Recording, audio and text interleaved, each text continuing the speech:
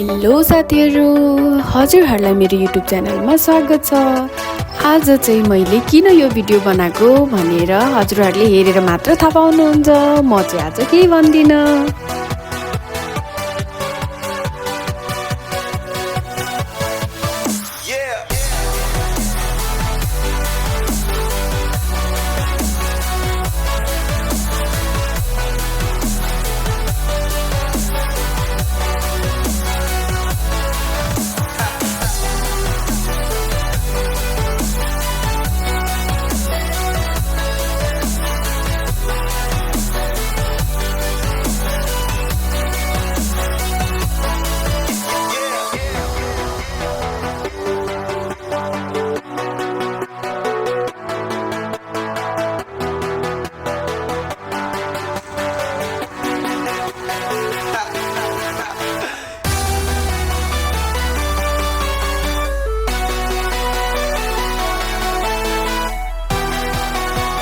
पानी पटाउँदाखेरि हुन्छ नि, अब कतिको पानी पटाउनु पर्छ, या अहिले जाडोको मौसम छ, यस्तो मौसममा कति टाइम पानी पटाउनु पर्छ। अब त्यो प्लान्ट अनुसार हुन्छ।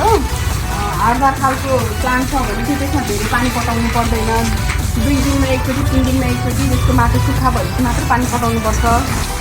पानी पटाउँदा चाहिँ हामीले अब सक्नुहुन्छ भने रेगुलर ठिक्क पानी पटाउनु। यदि सक्नुहुन्न भने चाहिँ माटो सुक्खा भएपछि 2 दिनमा एकचोटि मात्र पानी पटाउँदा नि हुन्छ।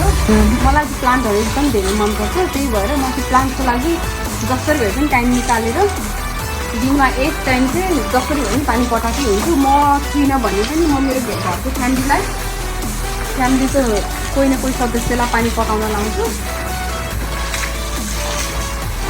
मान्छेलाई खानाको जरुरी भएको जस्तै गरी प्लान्टलाई पनि पानीको र मलको एकदम जरुरी हुन्छ। अलि यो कुरा अलि यता हेरेर भनिदिनु न।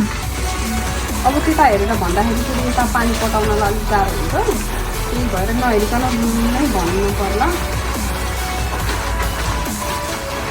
मलाई फुलमा पानी पटाउन, फुल रोप्न एकदम धेरै मनपर्छ।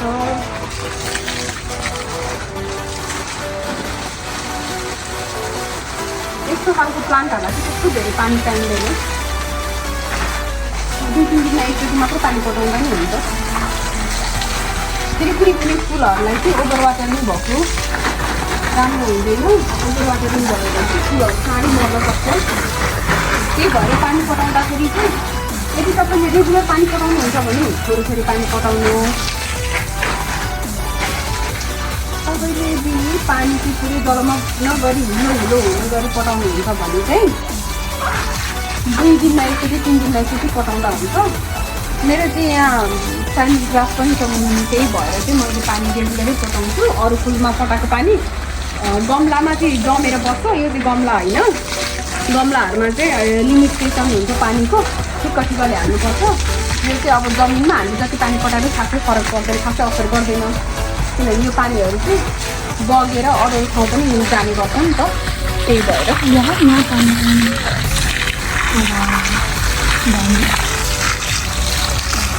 म चाहिँ पानी खेली पानी पटाउँछु।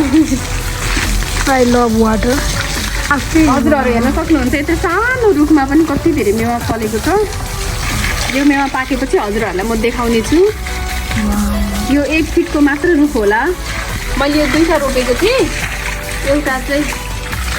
एउटा मेवाको रुखलाई चाहिँ कमिलाले खाएको, जरा त्यस्तो कमिलाले खाएको। रातो कमिला चाहिँ एकदम डेन्जर हुन्छ, प्लान्टहरूलाई मार्ने गर्छ त्यो रातो कमिलाले। त्यही भएर रातो कमिला कसैले आफ्नो घरमा जमिनमा देख्नु भएको छ भने चाहिँ त्यसलाई मार्न त पाप हो, तर पनि आफ्नो प्लान्टको लागि त्यही गर्नै पऱ्यो।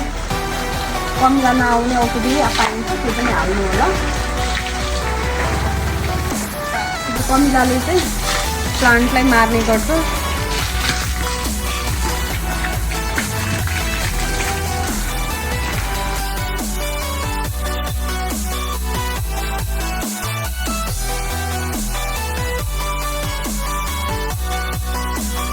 हजुरहरूले हेरेर साथ दिनुभयो त्यसको लागि धेरै धेरै धन्यवाद। अब फेरि पनि हामी भेट्नेछौँ नेक्स्ट ब्लगमा।